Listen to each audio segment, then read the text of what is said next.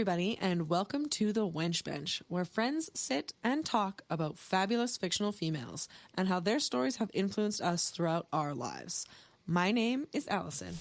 And my name is Fonda. And today, Fonda is going to be talking about Elspeth from Magic the Gathering. Yes, I'm bringing us back like I said I would. Again, just a brief reminder, if you want to know more about magic, you should check out our episode, which will be linked in the episode notes, that talks about and explains the entire world concept game mechanics of Magic the Gathering. But I will do a quick refresher just because it helps. Yeah. So a plane is basically a world.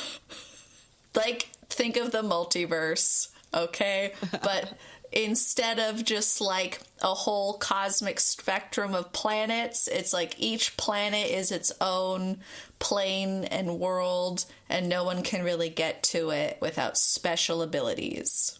Mm-hmm. Those people are called planeswalkers. Yes, very descriptive. I know, it's on point. They're like really cool astronauts is how I'll describe it. They're the only ones that can travel in space. Mm-hmm. Then mana is the magic source in Magic the Gathering, and there are 5 different colors: red, white, blue, green, and black. Yeah. Now, if I'm talking about when a card came out, you might hear me say a set. So a set in Magic the Gathering is a pool of cards that are released together and designed for the same play environment. Mm-hmm. Now, a block is a group of multiple expansion sets that have a shared mechanic and flavor, but could also be used outside of themselves. Mm-hmm. And they usually range between like 2 to 4 sets will be in a block. And usually a block is going to tell a story. Yeah. Yeah, so pretty straightforward. But today, like Alison said, I'm talking about Elspeth Tirel. Ooh. So I'll provide some basic information about Elspeth. She is primarily a white-aligned card. Okay. But that might change later, and I'll get to the reasoning why I'm saying that as we go through this episode. But something to note is all of her cards up until the most recent block she came out with were only white. Okay. And so as far as the character goes, in being designed around a white card, like what does that say about her personality, her kind of like magical skills? Like what type of magic does she draw on in this game? So white is usually considered like protection, life-based mana. Usually you see a lot of cards associated with white to be like angels. Okay. And also human soldiers. So she is a human, and her whole thing is like protecting her comrades, like buffing her knights, so to speak, like buffing her other soldiers, making sure they can either hit harder or they're protected from the other board state or the other enemies. Okay. That's her whole jam. Yeah, so she's protective, generally like good, probably perceived that way. Yeah, she does a lot of knightly things. Her first card was called Elspeth Knight Errant. Okay. That was her very first card. It came out in Shards of Alara, which was an expansion set in 2008. Since then, and as of right now, she has 8 cards. Okay, so lots. That specifically feature her and her name. So sometimes you might see art of her in a card with other people, but that doesn't mean it's her card specifically. Usually for planeswalkers, their name needs to be stated in the title. Okay. In order to count as like a part of their story and such, so to speak. Okay.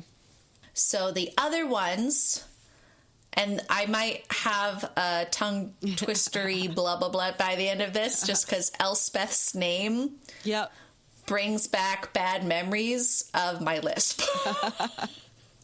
That is fair. I'm so sorry. The next one is called Elspeth Conquers Death. Okay. Nice. Then just Elspeth Tirel. Basic.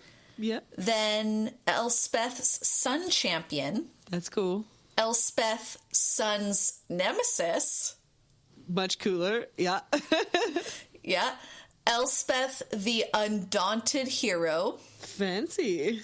Elspeth's Devotee. Okay. And Elspeth's Nightmare. All right. That is an intriguing line of cards that I assume tie into how her story goes. Yes.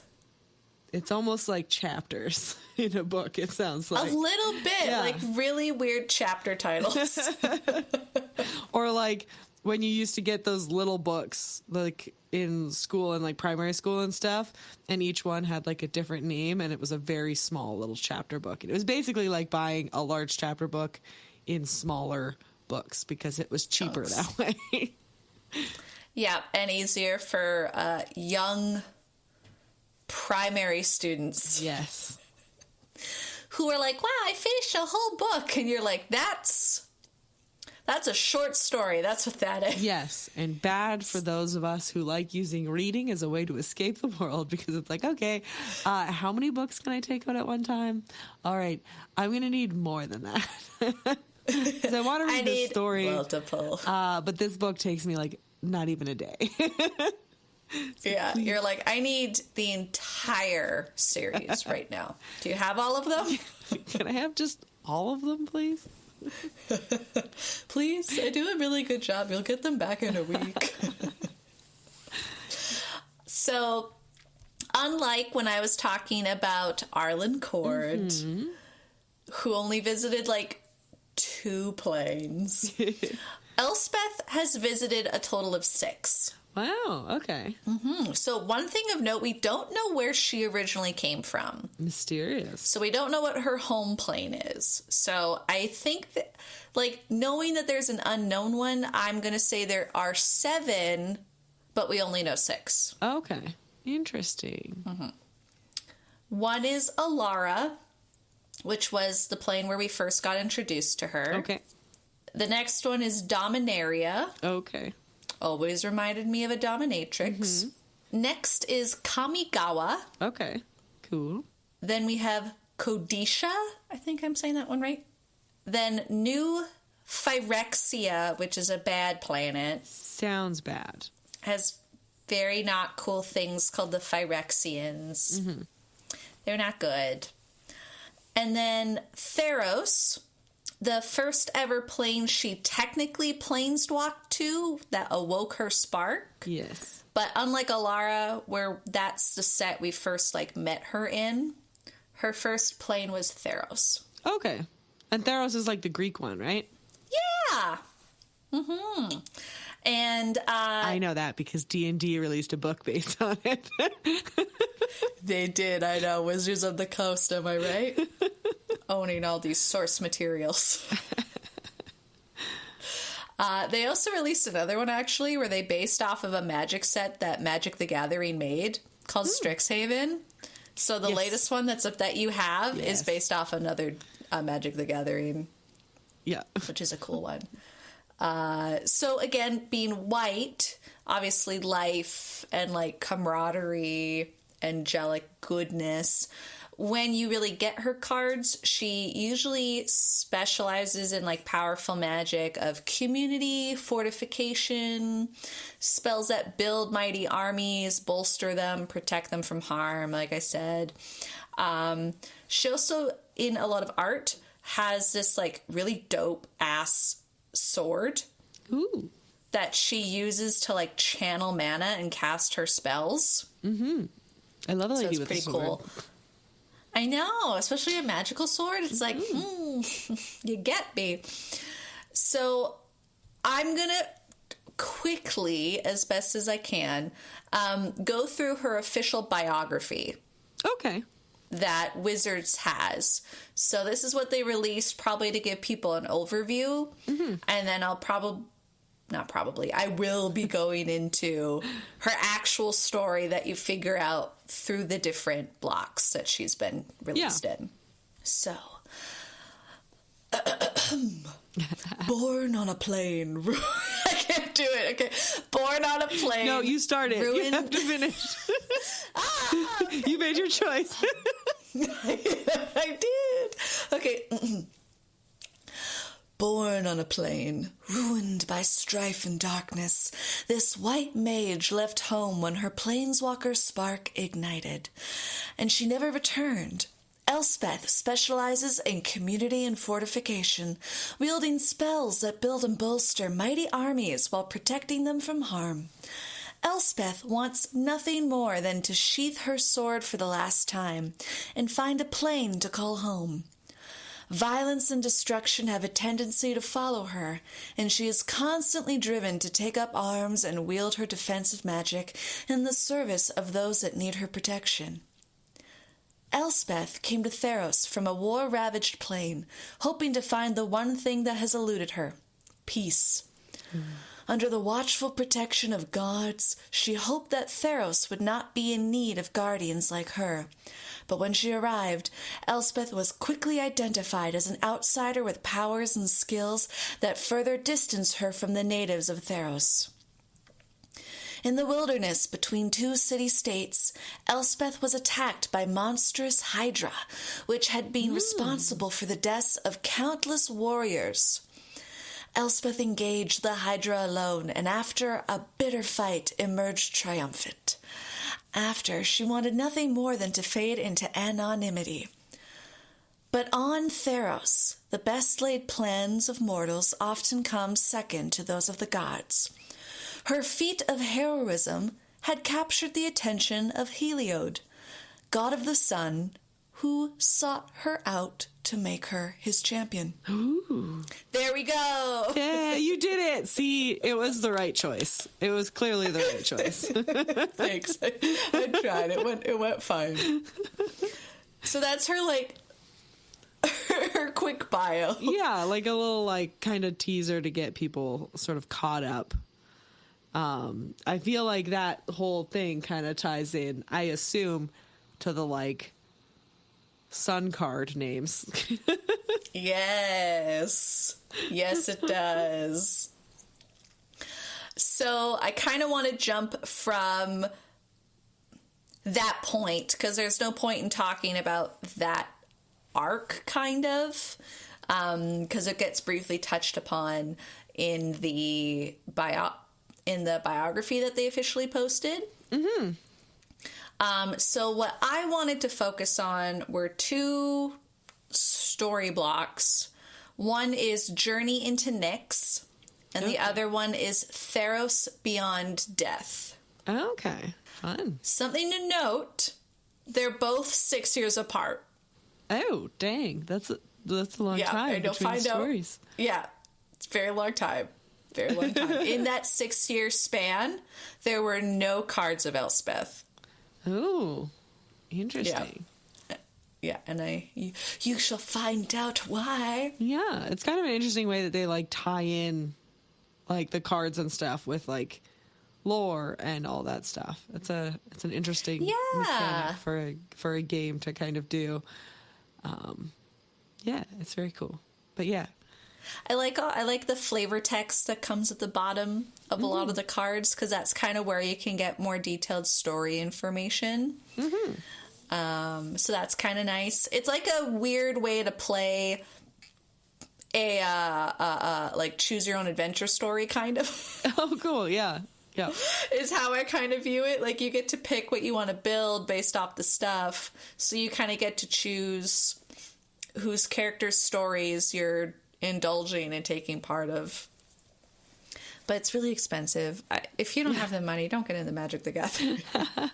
Or just read the books. That's the thing too. Yeah, 100%. Just read. There's tons of stuff. Just do that. So Journey into Nyx came out in 2014. Months had passed since she sort of got Heliod's attention and became the champion. And during this time, a demigod from Theros named Daxos, often alluded to be her love interest. They had like a thing going on, kind of, but like nothing very permanent got touched upon. Yeah. Just a lot of like nods to, ooh, they like each other maybe. So the two of them went to a place called Melitis, and there a legendary warrior from Theros named Anthusa, who was waiting for Daxos, and informed the pair of the Nyx born. They're like beings born from gods. Okay. Kind of like not demigods, where they're born from a god and a human, but think of kind of like how Zeus birthed Athena through his mind. Yes. Mind birthing. Nyx born are gods that were specifically born from another god's like mind, like thoughts and stuff. Okay. Oh, that makes sense. Yeah, so they're not, it makes as much sense fully as gods. As god lore makes sense. I know, it's bonkers. Truly. So they're kind of like fragments of divinity, I guess you could say. Anyways, Anthusa tells them that they were attacking humans, and so Elspeth and Daxos leave to find and consult with the ageless Sphinx to find out what the fuck they have to do. I love a Sphinx. Love a Sphinx stories. So do I. Always good. So they end up finding out that Akros, which is like a mighty city on Theros, like a big human populace with other creatures and beings as well, was under siege. And they went to defend the city, only to find that Minotaurs had constructed a giant wall to keep reinforcements out. Oh, no. Yeah. So, while Elspeth, Daxos, and Anthusa were talking, I guess, trying to figure out what to do. Planning. Next, like, you know. Like, what do you do when you go up and you're like, there's a wall that you weren't anticipating? The fuck is this? Where did it come from? I know. Queen, I couldn't find the pronunciation. Go with your best bet. Everybody else can fuck off. I know. I'm going to say Kaimide. I don't know. It's like Greek. It's a Greek-based plane, so I'm trying to think of Greek pronunciation. Anyway, she's the queen of the city, and she showed up stating that they had captured a satyr who was like, "Hey, we gotta speak to Elspeth." And I'm like, that doesn't sound like a good thing. Yeah, that sounds like a trap. It does. Like so the most obvious trap. Right? She gets led to a dungeon. No shit. Yeah. Anyways, she doesn't get changed, but the satyr is Xenagos?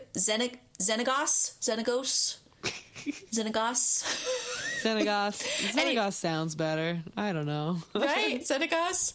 Anyways, he's chained, and he told her that he knew how they could destroy the army without battling. Okay. And so she listened to him. They ended up raising the river that ran through the city to sweep the army away. But in order for it to succeed, the queen and Daxos would have to raise the river while the invaders were distracted. So when the king heard of this plan, he knew the perfect distraction and challenged the horde's leader to a duel. And he's like, I'm naming Elspeth my second, meaning she would be fighting. But the plan worked. Good.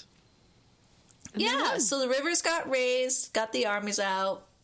Elspeth battled some people. Yeah. And after leading the armies of Akros to victory, the king ordered a celebration that was held to honor Elspeth.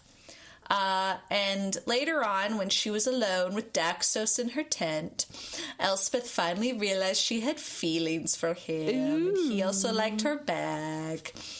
But it wasn't to be, because the satyr, who was a planeswalker, but at this point became a god. So, like, the god of trickery, kind of. He's called the god of the revels. Okay. But he's very trickster-like. Mm-hmm. Anyways, he fucked them up, basically. He fucked them over. He appeared while they were sleeping, and thrilled with how everyone followed his plan, he decided to control her, so he brought back her darkest memory, which was when she was trapped in a Phyrexian obliterator. So the Phyrexians come from the grossly named...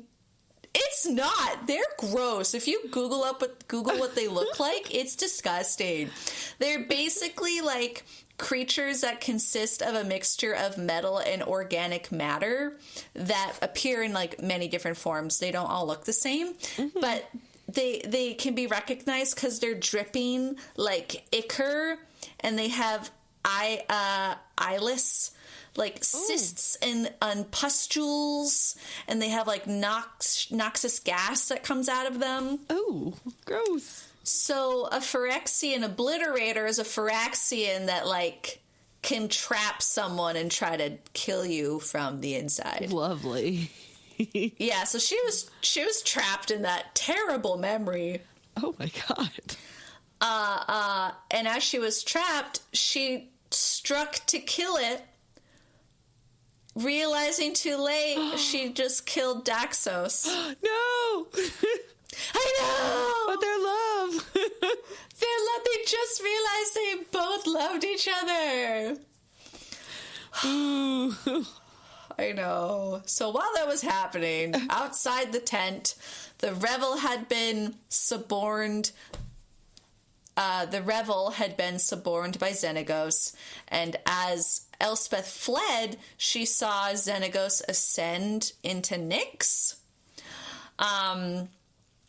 She was then met by scorn by the citizens, and she fled for her life into the wilderness. Yeah, because she just killed a dude. And I know.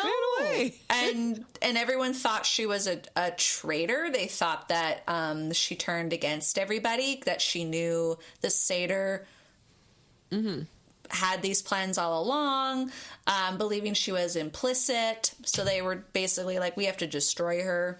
Oh.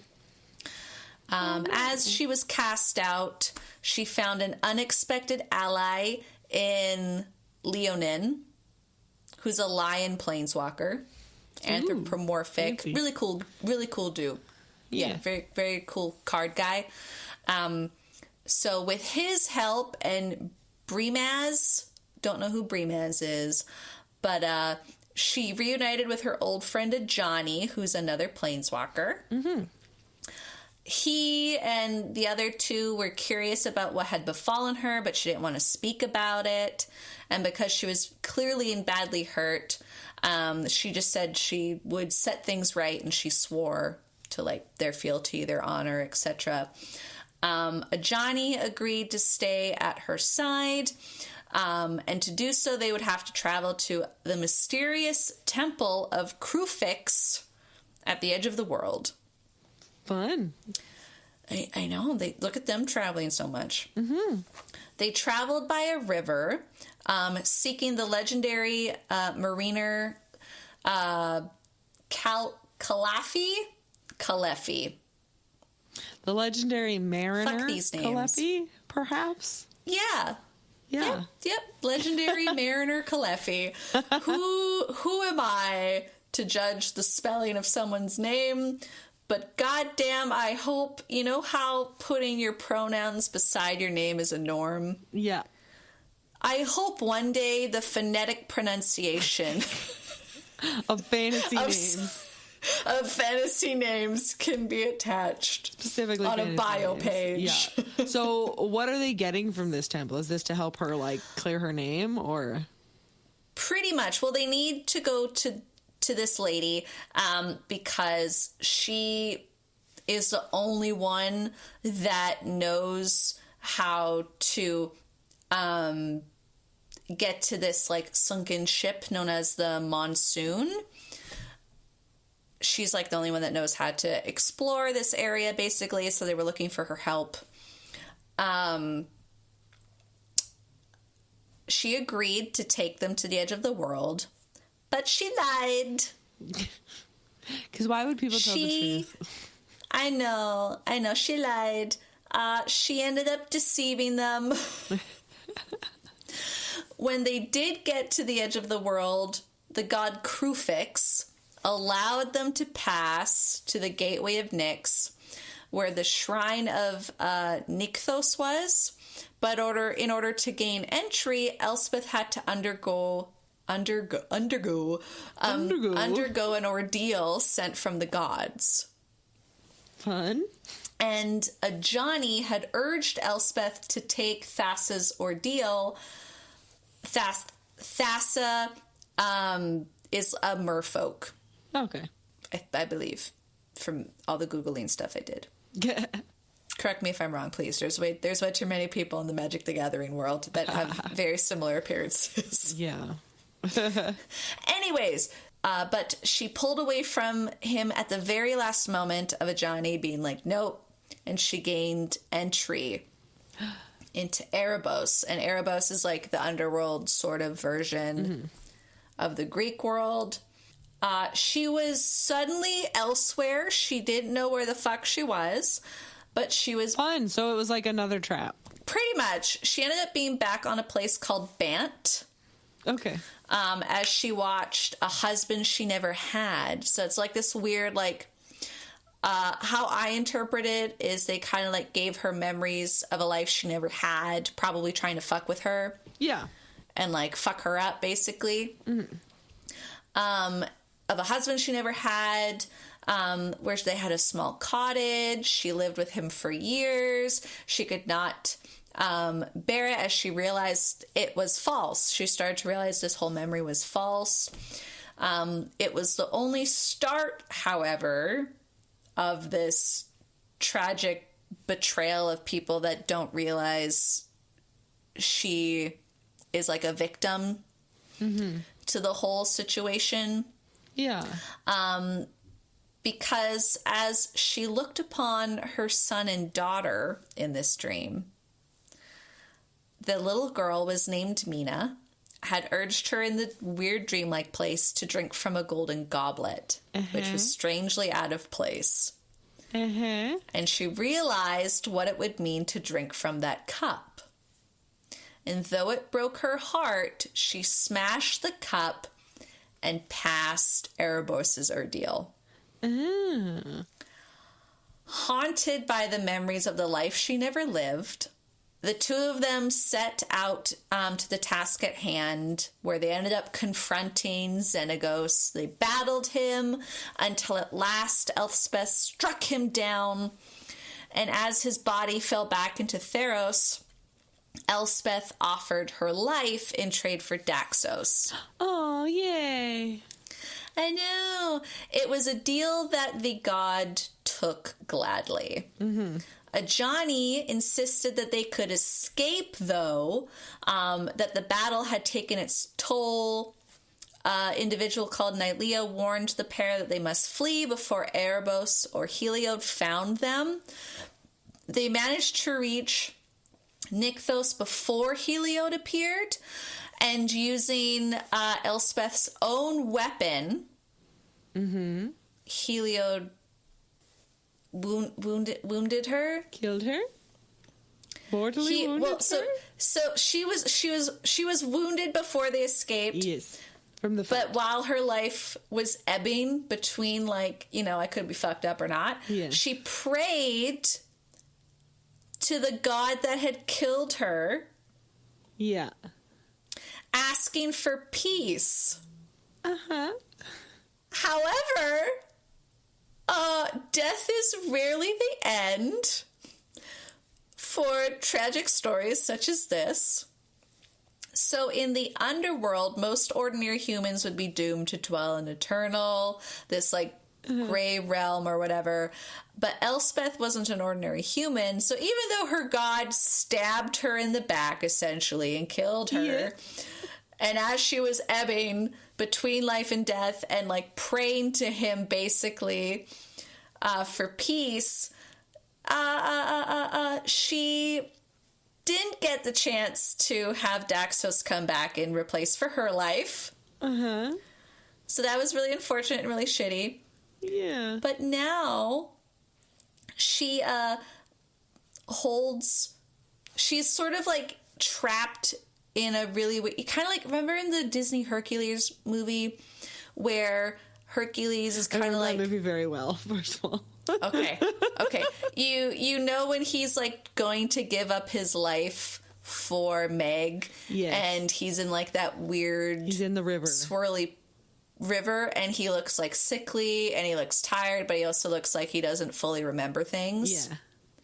That's like Elspeth. Okay. Except there's no one to help her. Like Meg helped her, him. like, life is being sucked away.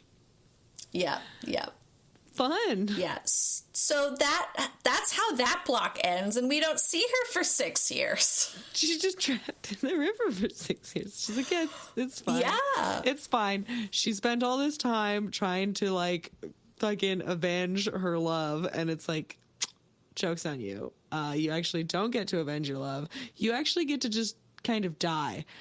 You asked for peace, and nothing's more peaceful than death. I know. Like, she was the champion of the sun god. He didn't even consider, like, my whole thing is like, okay, you believe that she betrayed you, but you all have godly powers. Isn't there something you could do to, like, I don't know, do a truth spell and just easily figure out that's not the case? And even when she... Right? Even when she proved her innocence, her god still killed her. If there's one thing I've learned about gods in fantasy, it's that they don't give a fuck.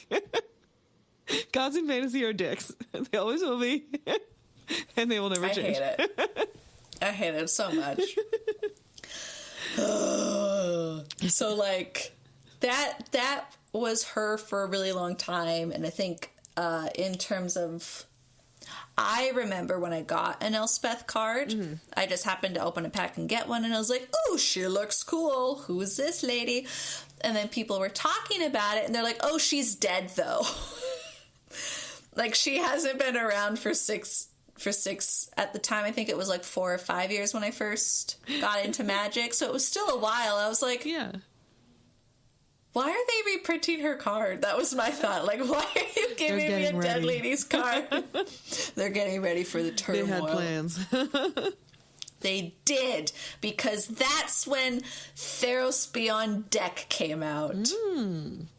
In the year that fucked everybody over. 2020. Yes, the beginning of the end. The beginning. Oh my god. So in the underworld, something had like disturbed her odd slumber, her odd like endless rest of weird, her peace in quotes. Yeah, quote unquote, her peace. A planeswalker called Ashiok. Again, no fucking fantasy names, phonetics. Man. They're the worst. I hate it. Fantasy names will always be the worst. They will. Truly true.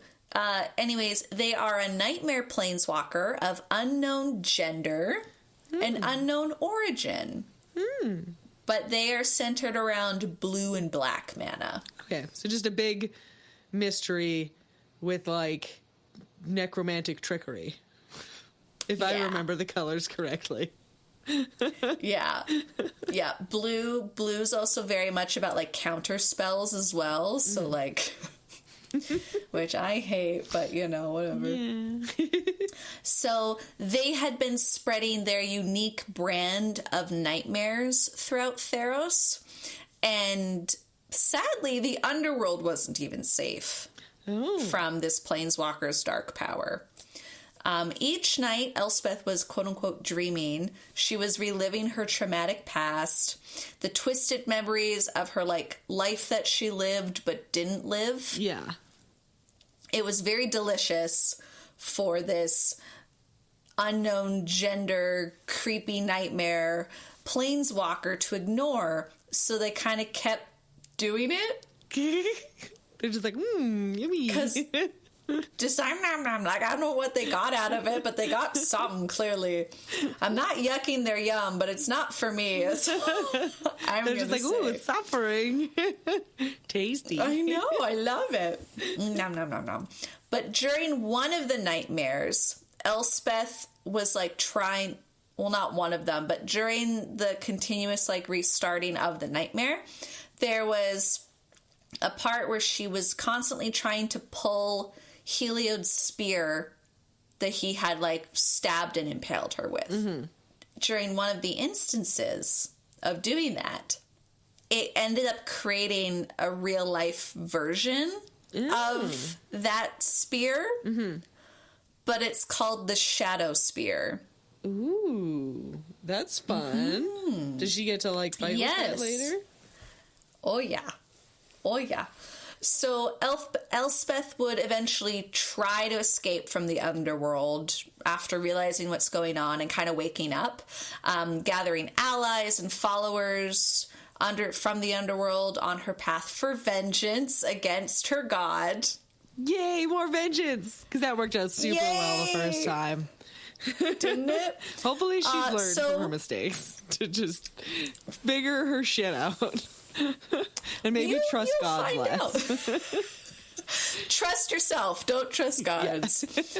Yeah. So while she was having various escape attempts, it ended up bringing on the wrath of Clothis, which is the god of destiny. Clothis sent a Nyx-born named Calix to bring Elspeth back to the underworld. However, she always defeated him every time. Calix, however, as it would go on, would learn more and more and more about Elspeth every fight. So it was getting a more challenging fight each time because he would know more about her fighting style. Elspeth, while this kept happening and happening, ended up claiming that the Shadow Spear, like the weird version of Heliod's Sun Spear, was actually the true spear. Okay. And that Heliod's was a fake. Okay.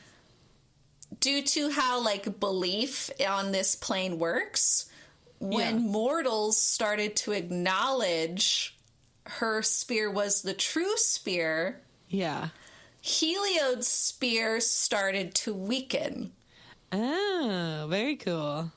And eventually, to the point that when they were clashing, his spear just shattered. Ooh, cool. Yeah. At that point, obviously, Elspeth is finally having her, like, final confrontation with her god. She got to this point. Heliod was forced to yield, and Erebos decided, I'm going to imprison him in the underworld. The god of the dead is like, I'll just imprison him down here. Just why not? Funsies. Yeah, I've always wanted the sun god to just reside in hell with me. I know, I'll do it for forever. I secretly hope it's like one of those things where they're making this whole melodramatic scene when truly they both just love each other and they wanted to. He's like, yeah, I'm definitely taking him captive. He's definitely not coming of his own free will so that we can be together forever. It's super not about that at all. Yeah, we're not hoodwinking anybody. It's like, oh no, don't take me. I definitely don't want to go. Oh no. Anyway, so he's in the underworld forever at this moment until things change. Forever in quotations. Yeah, quotations. And because Elspeth defeated Erebos' most hated enemy, I'm putting that in air quotes. Because there's clearly sexual tension. Clearly. He gave her his eternal gratitude Oh. And he gave her the permission to turn to the world of the living. Oh, fun. Without any issues. Yeah. Yeah. And as she was leaving, she ended up meeting Daxos one last time, his like spirit. I know, it was so cute. But it wasn't for very long. And as Elspeth planeswalked away, not sure where she went to, but the Nyxborn Calyx, whose spark got ignited because of the continual fights with her, had planeswalked after her, presumably following her. We don't know why. Interesting. He likes and her that's now. Enemies to lovers. All the tropes. Enemies to lover. All the tropes in one. But that's it. That's it. That's Elspeth's current story, which is incredibly interesting because she started as this champion for herself and humanity, focusing on justice, and her devotion to a god of the sun. Yeah. Which makes sense for someone who's white aligned. Yeah. But only to get tricked by a god who made her own god believe she was a traitor and killed her, resulting in her to like follow this path of vengeance, ultimately which she won, which is kind of cool for her. Yeah. And now she has the god of death's favor. Nice. Stories where like good coded characters kind of like fall into like a gray area are always so fun to watch, because I don't know, like I tend to find like very good characters kind of boring, like characters like Superman and stuff like that, like they're kind of boring. My favorite part about Wonder Woman is when she starts getting into like her kind of her darker stories and stuff, where I think it's Max Lord that she kills, and she just like snaps his fucking neck. Who's Max Lord? Or he was gonna brain control. He was gonna mind control Superman or something like that. He was gonna kill a bunch of people, and so Wonder Woman was like, "I've tried fucking everything. I have to stop him," and so she fucking killed him. And it was like, yeah, that was the right choice, because Wonder Woman will do what has to fucking be done. I like that. Oh my gosh. Yeah, like I really liked, there was like a story where like one of my favorite runs is of her kind of exploring a little bit more in the Greek mythology of like her parentage and all that stuff, and sort of exploring more of like the island of Themyscira and her father stuff and god of war and learning to fight, and like kind of exploring the grays of morality instead of just having it be like black and white, which is I think a lot more fun. And I like watching descent of good characters, and I know it's fun. I'm so interested where Elspeth is gonna go from here, because she's back. Like they can't. I don't know how long it'll take till she's in another set now, but it's not like she's dead anymore. Not only did she make an evil version of a god's weapon, which by the way looks not fun. Like it doesn't look like a fun version. It's not like, oh, it's just color coded black. Like it's gross looking. It's all black and like dripping with black ichor, probably because like she was trying to pull it out while having the bad Phyrexian memories. Oh yeah. The card art is really creepy for the shadow spear, blah, blah, blah. But it has like this, I'm gonna quickly find it, this flavor text at the bottom of the card. Here we go. Okay, it's called "A Weapon of Darkness for a Warrior of Light." Ooh, super cool. Which makes me wonder if maybe Elspeth's next appearance will be a black and white card. Ooh, that'd be neat. Because the artifact card that you have for the weapon is a black card. Yeah. And the nightmare card is a black card. Okay. So I'm like, is she gonna be like is like she can't be white anymore, you know what I mean? Like she might be able to kind of, Yeah. But I feel like she's on that gray zone now, which is why white and black could make gray. And that's why I need it because I want her to go down the path, like you said, of like moral ambiguity. Yeah, like let's explore this. Like what is good? Like I know. Like clearly she was doing a good thing and got murdered. Yeah. And manipulated tricked her and all those things. But then it's like she's also it was kind of naive. Like she kind of like walked into some traps and like sort of blind faith and trust. It's like that might be something that somebody would like say is a good thing, but it's like that's like that trust can get people killed, which happened to 100%. Daxos. I put in too many vowels. It's like there's a lot of names that have the and sounds in here, so I just like adding vowels. It's fine. I know. Look at us, just making the names harder than they need to be. Honestly. So, like, I guess, long story short, for why I really like her, she's become very complex. Yeah. Or I think she will become complex. Kind of like, I was thinking of, like, the Harvey Dent quote from the Dark Knight movie. Mm-hmm. Where he's like, you either die a hero or you live long enough to see yourself become the villain. Yes. Like, I'm curious if Elspeth is going to be viewed as this villain now. Mm-hmm. Kind of embrace especially that, right? Yeah, like, she still has the bad spear. Yeah. So, like, and also there's a Nyx-born god following her around, and I'm like, what's that going to be about? And well, it could be like sexual tension. Maybe it could be like a very oddly enough a similar name like Elphaba sort of thing, right? Where it's like she kind of was trying to do all these good things, and at the end she's like, well, they all perceive me as the bad guy, so it doesn't matter how hard I try, that's how they're going to perceive me, so I might as well just like not fight it anymore. And it's like, yeah, like maybe you just embrace the fact that everybody thinks that you're a murderer and a traitor and sort of like use that to your advantage. And maybe have just more enemies to lovers. All stories should include enemies to lovers. It's the best. It's one of the best tropes, and I love it.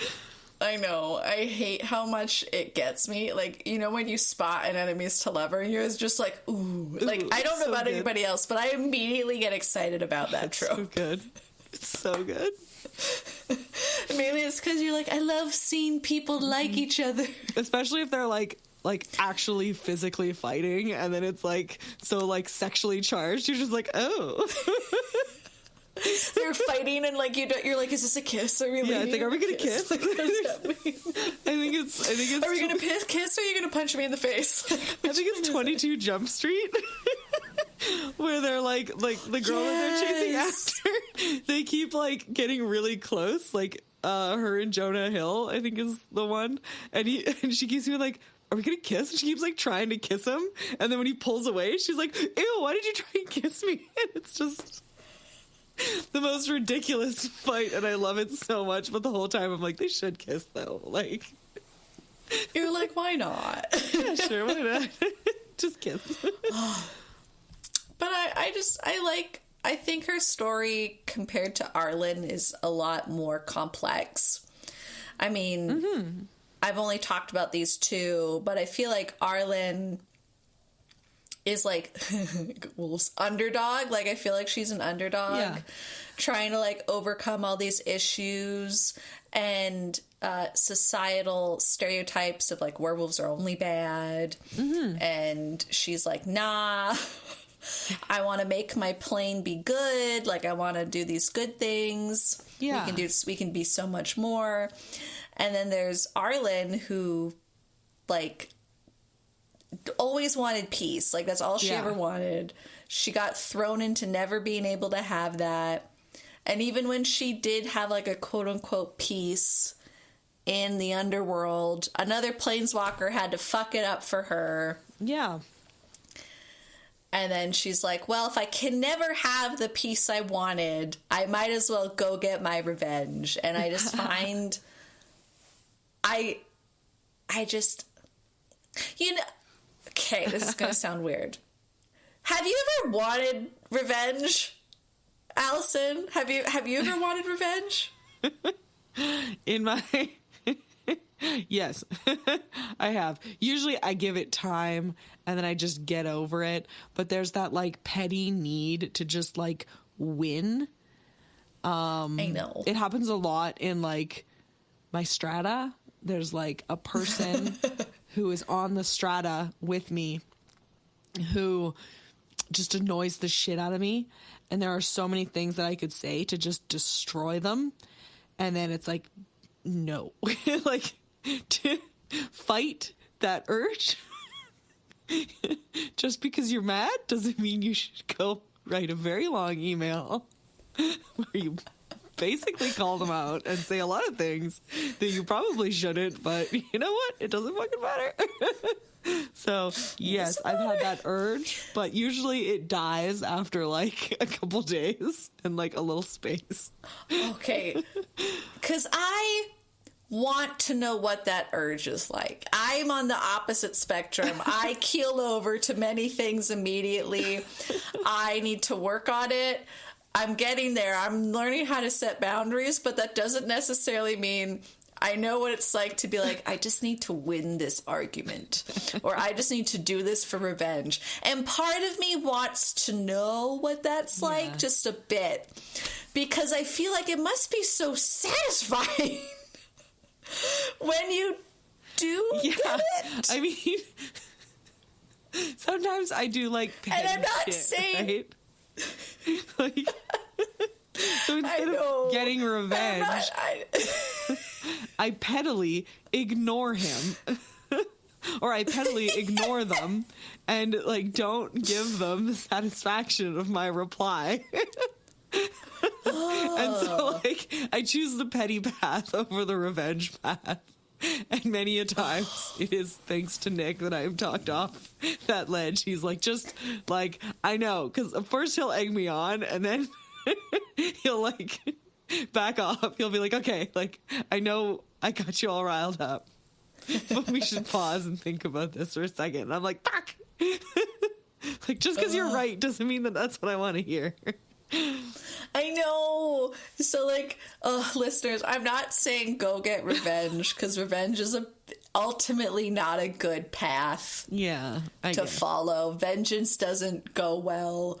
Let's look at Batman and all of his villains. Yes. Let's look at literally any good hero whose villains want to get revenge on them, and just so on and so forth. It will not end well.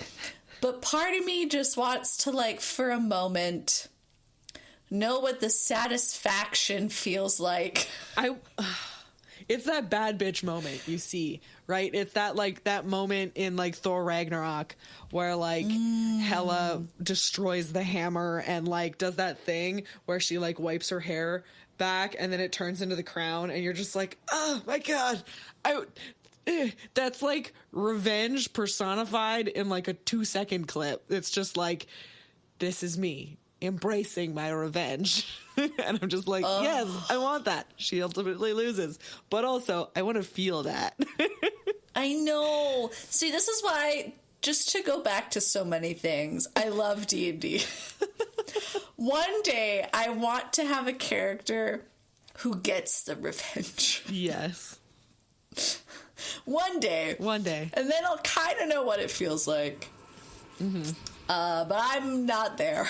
Not there. Not yet. Oh. Maybe.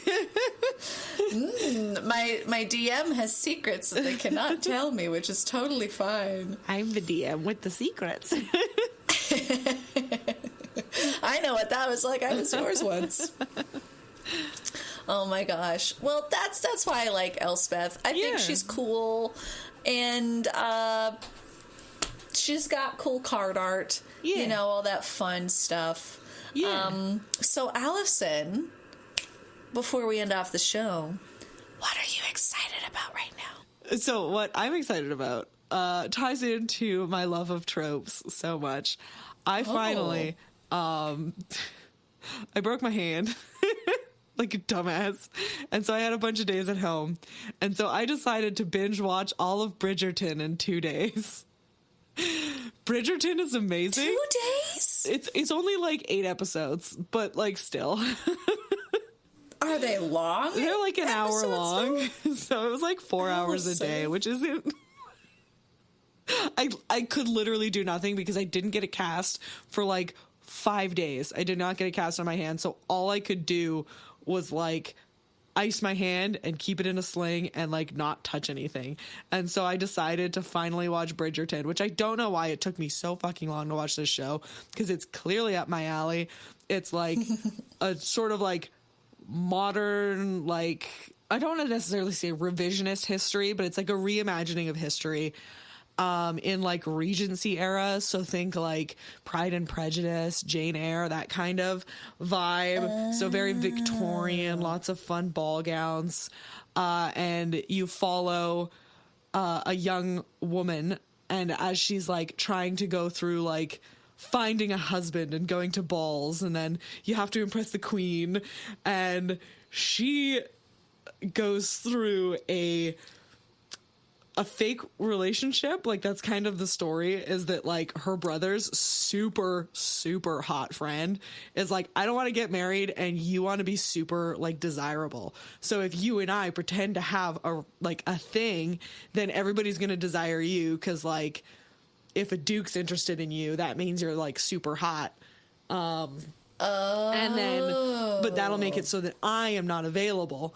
And obviously things occur.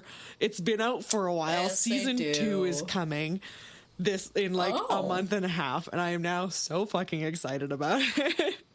And there are so many parts of this show that I've seen referenced, and it like opened my mind to like where it came from. It is super fucking sexy in like the wildest ways, because there's like blatant like sex scenes, but then there's like a dancing scene where he runs his fingers across just her bare like upper shoulders. It's like the chastest shit in the whole entire world, and I'm like, oh my god, that's so hot. Like it's like, oh, scandalous, so sexy. How dare you touch her skin? Like so it's like the wildest shit. I love it so much. It's got a bunch of people of color in it. Only issue is that like forever I will complain that those stories like try and twist the fact that in history fat people were not judged for being fat. In fact, it was seen as a good thing because they were fucking rich and could afford to eat food. And so when they're like, there's like a character in it who unfortunately gets like judged a lot for her size, the fact that she is plus size. She's fucking adorable. I love the character, first of all. But it's like her size would not have been like a detriment to her like eligibility as a fucking wife. And I hate that. But the rest of the show is fucking awesome. And a lady from TikTok released an unofficial Bridgerton musical album that's on iTunes that is amazing, and I am listening to it constantly. Oh, we'll plug this in the episode notes for sure. It's so fucking good. It's just the unofficial Bridgerton musical. Just Google that. It comes up. She fucking nailed it. Like you can listen to it and be like, oh yeah, that's the whole season. Like she just did it. She just wrapped it up for you. Like she did the damn thing, and it's great. If you like that shit, go watch it. It's fucking fabulous. What am I saying? Like everybody already knew that Bridgerton was good, and I'm just super late to the party. Well, I'm also very late because I never watched. It's so good. I'm behind on so many things. Also, we have the a main listener Duke. The main Duke? Yeah, let me just While you're looking that up, I want to say, dear listener who recommended we talk about some fabulous fictional females from the Vikings TV series, I'm getting there very slowly. I promise. We will talk about Lagatha. One day. He's just like... Him. He's just See, I thought thought I've seen pictures of this sir, never with Bridgerton hashtags. So I always thought he was like some very cool vampire from. No, he's from Bridgerton. He's the Duke of Hastings. He is fucking just so hot. He's very cool. He's very cool. It's so good. But yeah, it's a great show. It's super fun. I loved it. The Queen's black. It's great. Oh. Yeah, Queen of England. I'm just like, yes. Oh my God. Love that. Love that for the Queen. So it's got just like, it's a fun little like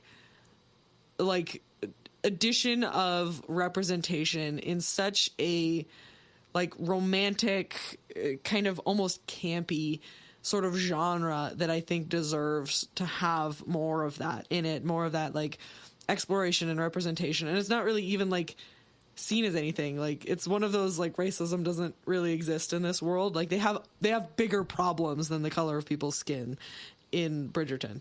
And the problems are petty, and it is who's kissing who in the hedge maze, and it is who has sent flowers to who, and who attended what parties. Those are the bigger problems. And it's just a fabulous escape from the world. So yeah, that's what I'm excited about. I love that. I love that. You can find us wherever podcasts can be found. Please make sure to rate, review, and subscribe if you haven't already. You can follow us on Tumblr, Twitter, Instagram, and Facebook, as well as YouTube now, where all of our episodes come out a little bit later than they do on the podcasting app where you find them. You can find all of these by searching for Wench Bench Pod. And if you want to reach out, you can send us an email at wenchbenchpod@gmail.com. All of the art for the Wench Bench was designed by the wonderful Tessa Joyce Riecken. You can find her on Twitter and Instagram at Werevile. Thanks for listening. Talk to you soon. Bye-bye.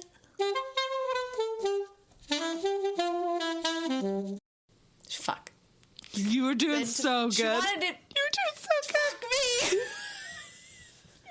Start it after. Go back to after. It's so close. Okay. Anonymity. Anonymity. Anonymity. Anonymity.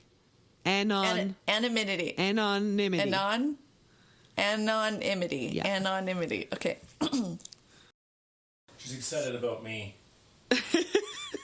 Shit, hi. Did you not see Adam creeping up behind you? No.